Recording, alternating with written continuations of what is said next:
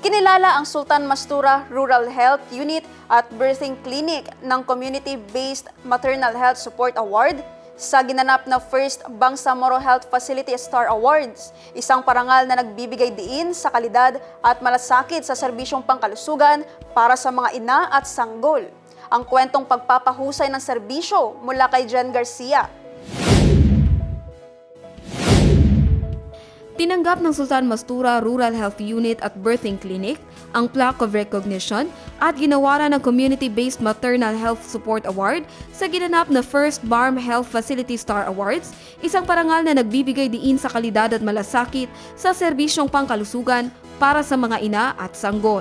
Ayon sa pamunuan ng RHU, ang parangal ay nagsisilbing malaking inspirasyon sa mga health workers upang ipagpatuloy ang mataas na antas ng serbisyo, pangalagaan ng kalidad ng maternal health care, at maghatid ng mahabagin at people-centered na serbisyong medikal sa komunidad. Nagpaabot ng pasasalamat ang RHU sa Ministry of Health, BARMM, sa pangunguna ni Dr. Kadil Sinulinding, gayon din sa Health Regulation Division na pinamumunuan ni Dr. Ishan Paudak, sa paggawad ng naturang parangal na lalong nagpatibay sa kanilang commitment sa mataas na pamantayan ng health service delivery. Kinilala rin ng RHU ang mahalagang papel ng IPHO Maguindanao sa patuloy na paggabay, suporta at technical assistance na nakatulong sa pagpapabuti ng maternal health services sa munisipalidad.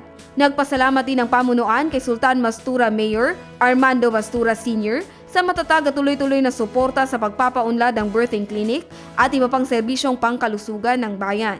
Pinigyang pugay rin ang mga naging susi sa tagumpay ng pasilidad, kabilang sina Dr. Johaira Uzman, dating MHO, at Fahima Manibel, public health nurse, para sa kanilang pamumuno, dedikasyon at gabay sa RHU team.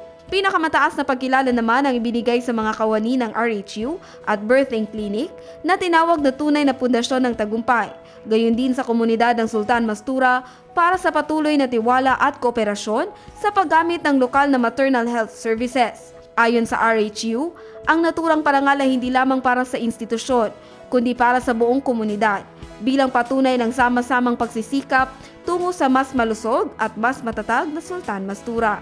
Jen Garcia, iMinds, Philippines.